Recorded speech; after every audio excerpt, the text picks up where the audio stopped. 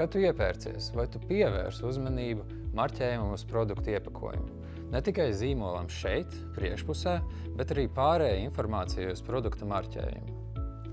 Šī informācija ir svarīga, jo ir likumi, kas kontrolē, ko drīkst un ko nedrīkst rakstīts iepakojumu. Kā zināt, ka uz iepakojuma izvietotie apgalvojumi ir patiesi?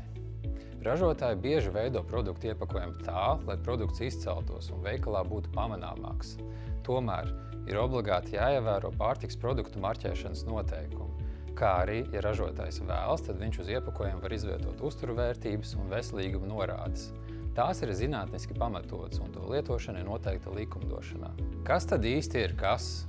Pirmkārt, kas ir uzturvērtības norādes? Tās ir norādes, kas pauž labvēlīgās produktu uzturu īpašības, piemēram, kalcija avots vai olbaltumvielu avots. Otrkārt, veselīguma norādes. Tās parāda produkta pozitīvo ietekmi uz veselību. Piemēram, kalcijs ir nepieciešams normālai bērnu kaula augšanai un attīstībai, vai arī magnijs veicina noguruma samazināšanos un normālu muskuļu darbību. Lai ražotājs varētu uz savu produktu izmantot uzturvērtības vai veselīguma norādes, tad uzturvielai produktā ir jābūt vismaz likumā noteiktajā apjomā. Bet kā rodas uzturvērtības un veselīguma norādes? Visas atļautās uzturvērtības un veselīguma norādes ir noteiktas un uzskaitītas Eiropas Savienības normatīvajos aktos un kopējos reģistros.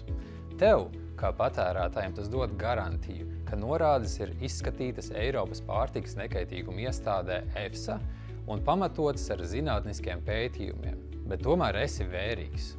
Uzturvērtības un veselīguma norādes nav tādi apgalvojumi kā ar mīlestību gatavots, vegāniem, nesatur konservantus, fit, detoks vai slim.